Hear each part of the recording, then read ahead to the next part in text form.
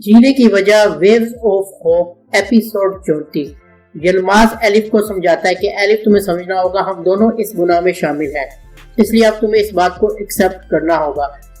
जिस तरह दामना और सारा बैठी होती है, दामना कहती है कि यकीनन दारिया ने काफी तकलीफ बर्दाश्त की है। जो दारिया बर्दाश्त कर रही है, अगर सोचो तो सही, अगर ये हम कितने परेशान हैं इस टाइम, तो दारिया की क्या हालत होगी। हमें उसको सपोर्ट करना चाहिए। सारा कहती है कि तुम्हें भी दारिया को बिल्कुल भी अकेला नहीं छोड़ना चाहिए, तुम्हें उसका साथ देना चाहिए, उसके हमेशा उसके दिलजोई करनी चाहिए। दामना कहती है कि मैं कोशिश यही करूंगी कि मैं साथ रहूं उसके, और मैं ये कोशिश करती भी हूँ।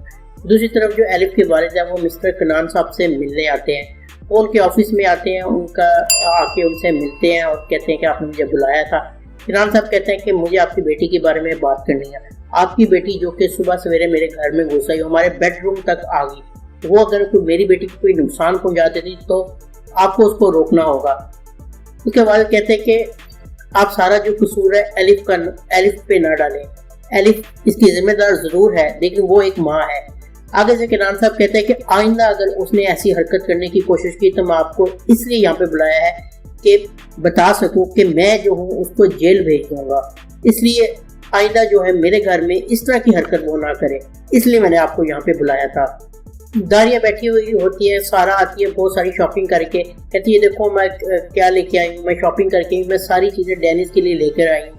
ये देखो ये काफ़ी कुछ खिलौने हैं और ये फुटबॉल है, काफ़ी चीज़ें मैं लेके आई हूँ डेनिस के लिए, क्योंकि अपनी परेशानी में उस बच्चे को तो भूले गए हैं।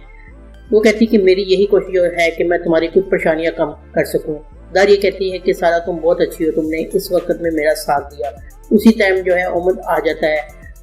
उमद को देख के सारा कहती है डेनिस इधर आओ, मैं तुम्हारे लिए क्या लाई हूँ। उमद कहता है कि मैं डेनिस नहीं हूँ, मैं उमद हूँ। वो कहती है अच्छा ठीक है, मुझे माफ़ कर दो, तुम उमद ही होगे। ये देखो मैं तुम्हारे लिए क्या लेके हूँ, फुटबॉल, ये टॉयज वगैरह।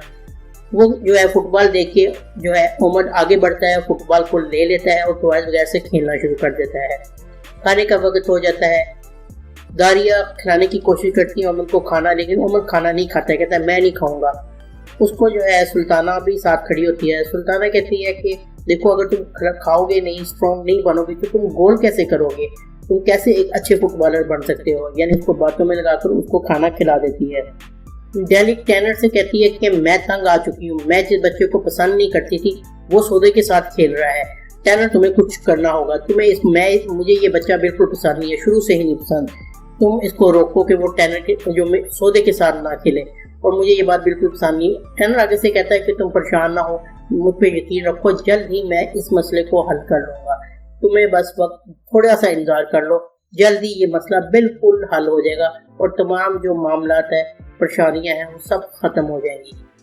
एलिफ अपने घर में बैठी होती है, उसकी अम्मी आती है और उज़्ज़ू भी उसके साथ होती है। कहती कि एलिफ तुम क्या कर रही हो इस अकेले घर में, चलो आओ, तुम यहाँ पे क्या करोगी, हमारे साथ हमारे घर चलो, यहाँ पे मैं तुम्हें अकेली नहीं छोड़ सकती। एलिफ कहती है कि मैं यहाँ पे रहूँगी, हो सकता है वो जो औरत है वो जो मेरे बेटे को ले गई है, जब उमद मुझे पता है उसके पास नहीं रहेगा, वो उसको संभाल नहीं पाएगी, तो अगर मैं यहाँ से चली जाऊँ हो सकता है मेरे बेटे को यहाँ पर लेकर आए, आगे से ताला लगा हुआ हो और वो देखकर वापस चली जाए, मैं अपने बेटे का यहाँ इंतजार करूँगी। उसकी माँ कहती है बेटा ऐसे नहीं करो, मैं तुम्हें इस हालत में ऐसे नहीं छोड़ सकती। और वो कहती है कि यलमाज भाई भी तो यहाँ पर हैं, अगर वो औरत आएगी तो यलमाज उससे अपना बेटा ले लेंगे, तुम वहाँ यहाँ से हमारे साथ चलो। और उसको लेकर जो है एलिफ को चले जाते हैं। यलमाज होटल में बैठा होता है, काफ़ी परेशान होता है इसी वजह से, वो ड्रिंक कर रहा होता है। उसी टाइम जो है एलिफ के वालिद आते हैं, वो कहते हैं बाबा आप, कहते हैं हाँ मैं, कहते बैठे आपके लिए क्या मंगवाऊँ, क्या ड्रिंक पीना पसंद करेंगे आप। वो कहते कुछ नहीं, मतलब तुमसे बात करने आया है। वो कहते देखो बेटा तुम बहुत अच्छी हो, तुम्हारे में बहुत सी खूबियाँ हैं, लेकिन तुमने अकेले ये फैसला किया, तुम्हें एटलीस्ट तुम्हें एलिफ को तो बताना चाहिए था कि तुम ये काम करने वाले हो। तुमने एलिफ को बताना भी पसंद नहीं किया और आज वो भी दुख में है, और इस गुनाह को तुमने इतना अरसा मुझसे भी छुपाई रखा और अपनी अम्मी से भी छुपाई रखा। मैं तुमसे ये चीज़ें डिजर्व नहीं करता था। आज जो भी इस हालत का जिम्मेदार है एलिफ तो है ही, एलिफ तो जिम्मेदार है, लेकिन तुम भी जिम्मेदार हो इसके। दारिया, सारा और दामना बैठे होते हैं। दारिया कहती है कि मुझे बहुत दुख हुआ जब उमर ने मुझे धक्का दे दिया और कहा कि तुम मेरी माँ नहीं हो, वो कुछ खाता भी नहीं है। सारा कहती है देखो आहिस्ता आहिस्ता सब समझ आएगा, वो एक बच्चा है, वो हम अजनबियों के बीच में आ गया है, इतने साल उसने जो अपनी ایلف کے ساتھ گزارے، اپنی ماں کے ساتھ گزارے، وہ اس کو اپنی ماں سمجھتا ہے، لیکن آہستہ آہستہ سب ٹھیک ہو جائے گا۔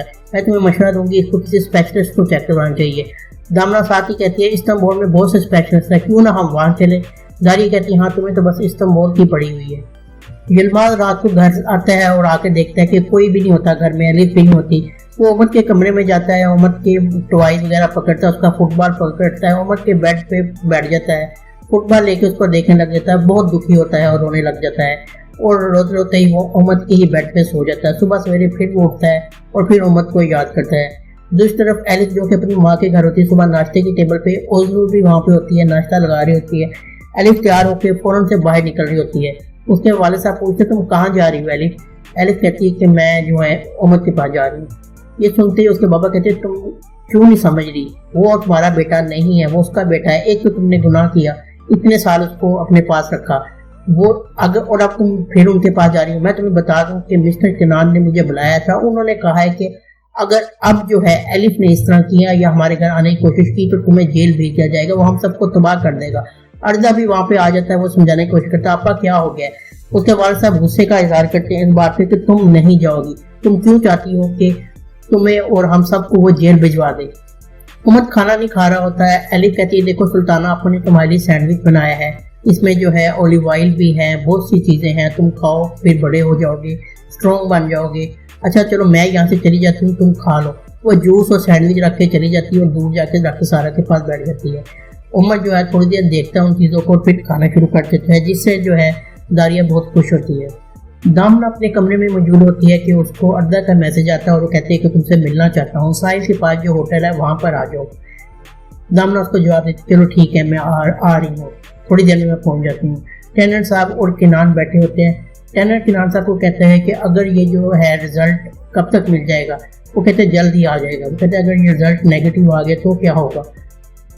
کنان صاحب کہتے ہیں تو پھر یہ ایک بہت بڑا فراڈ ہوگا، پھر میں ان سب کو چھوڑوں گا نہیں، اگر واقعی اس کا بیٹا ہے تو پھر رزلٹ پازیٹیو آئے گا۔ اور مجھے ٹینر کہتا ہے ایسا ممکن نہیں ہے بابا، وہ نیگیٹو ہی ہوگا، یہ فراڈ ہی ہے، اور یہ ایسا فراڈ کیوں کھیل رہے ہیں، یہ جلد ہی منظر عام پہ آ جائے گا۔ ڈیلی گلناز کو کہتی ہے کہ سودے کو اسکول لے جاؤ، اسکول چھوڑ کے آؤ۔ سودے اسکول جا رہی ہوتی ہے، وہاں سے جو ہے امت بھی داریا کے ساتھ آ رہا ہوتا ہے۔ وہ دیکھتا ہے کہ سودے اسکول جا رہی ہوں، کہتے ہیں مجھے بھی اسکول جانا ہے۔ وہ داریا کہتی ہے بیٹا ابھی آپ اسکول نہیں جا سکتے، میں آپ کو اسکول لے کے جاؤں گی، بس کچھ صبر کر لو۔ لیکن امت جو ہے ہاتھ چھڑا کے بھاگ کے گاڑی میں بیٹھ جاتا ہے کہ میں بھی اسکول جاؤں گا۔ اور یہ دیکھ کے جو ہے داریا کہتی ہے ٹینر میں ذرا بیگ لے کر آ رہی ہوں اور پھر جو ہے میں ساتھ چلتی ہوں تمہارے۔ ٹینر کہتا ہے ہاں کوئی مسئلہ نہیں، تم آ جاؤ، پھر جو ہے اکٹھا اسکول لے کے چلتے ہیں دونوں بچوں کو۔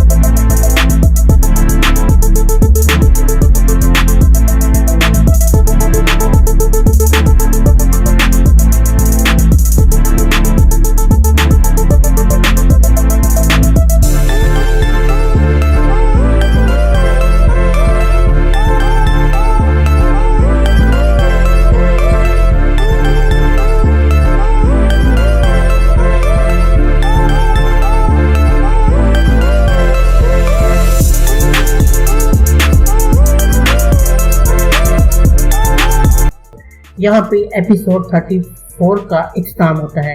یہ ڈرامے کا شارٹ ریویو تھا، امید ہے آپ کو پسند آیا ہوگا۔ اگر آپ کو یہ ویڈیو پسند آئی ہے تو ویڈیو کو لائک ضرور کر دیں اور چینل کو سبسکرائب کر کے ہمارے مختلف فالوور بن سکتے ہیں۔ ملتے ہیں نیکسٹ ویڈیو میں، اللہ حافظ۔